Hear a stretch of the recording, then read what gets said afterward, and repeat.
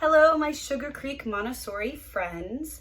Today, during our meeting, we read this book and I wanted to share it with you here so you could watch it again if you would like to, or if you missed the meeting today, you can also hear the story.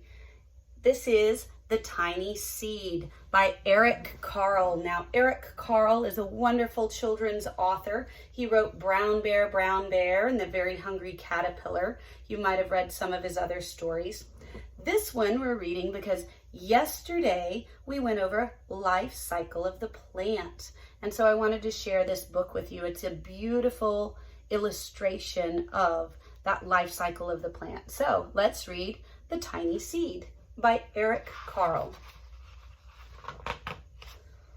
It is autumn. A strong wind is blowing. It blows flower seeds high in the air and carries them across the land. One of the seeds is tiny, smaller than any of the others. Will it be able to keep up with the others? And where are they all going? One of the seeds flies higher than the others. Up, up, up it goes. It flies too high, and the sun's hot rays burn it up. But the tiny seed sails on with the others. Another seed lands on a tall, icy mountain. The ice never melts, and the seed cannot grow. The rest of the seeds fly on, but the tiny seed does not go as fast as the others. Now they fly over the ocean. One seed falls into the water and drowns. The others sail on with the wind, but the tiny seed does not go as high as the others. One seed drifts down onto the desert. It is hot and dry and the seed cannot grow. Now the tiny seed is flying very low, but the wind pushes it on with the others. Finally, the wind stops and the seeds fall gently down on the ground. A bird comes by and eats one seed. The tiny seed is not eaten. It is so small that the bird does not see it. Now it is winter. After their long trip, the seeds settle down. They look just as if they are going to sleep in the earth. Snow falls and covers them like a soft white blanket. A hungry mouse that also lives in the ground eats a seed for his lunch. But the tiny seed lies very still, and the mouse does not see it. Now it is spring. After a few months, the snow has melted. It is really spring. Birds fly by, the sun shines, rain falls.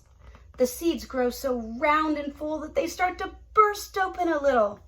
They send roots down into the earth. Then their little stems and leaves begin to grow up toward the sun and air. There's another plant that grows much faster than the new little plants.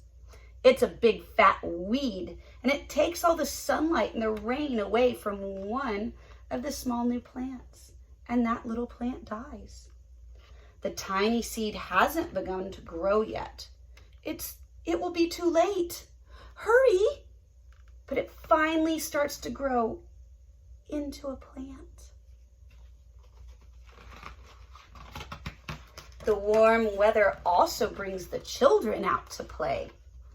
They too have been waiting for the sun in the springtime. One child doesn't see the plants as he runs along and, oh, he breaks one. Now it cannot grow anymore. The tiny plant that grew from the tiny seed is growing fast, but its neighbor grows even faster. Before the tiny plant has 3 leaves on it, the other plant has 7.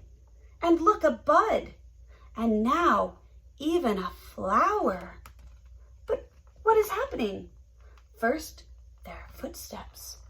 Then a shadow looms over them. Then a hand reaches down and breaks off the flower.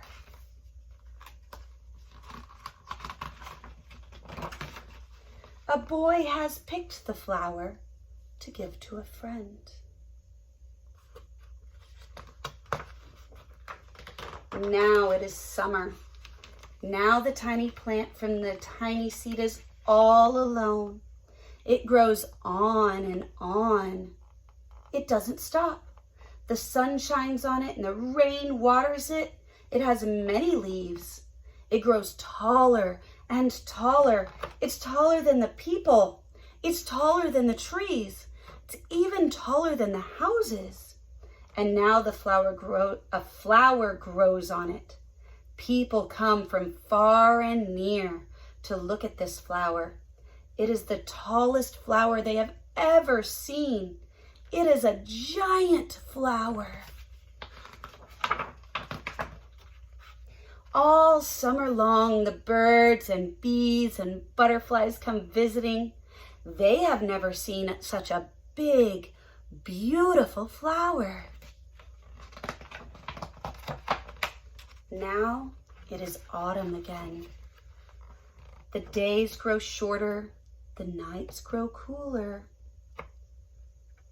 and the wind carries yellow and red leaves past the flower. Some petals drop from the giant flower and they sail along with the bright leaves over the land and down to the ground. The wind blows harder. The flower has lost almost all its petals. It sways and bends away from the wind. But the wind grows stronger and shakes the flower. Once more, the wind shakes the flower, and this time, the flower's seed pod opens. Out come many tiny seeds that quickly sail far away on the wind. And so the life cycle of the flower will begin again with a seed that is carried away in the wind and lands in the ground to lay dormant through the winter and then to grow when the spring sun and rain comes. Bye, friends.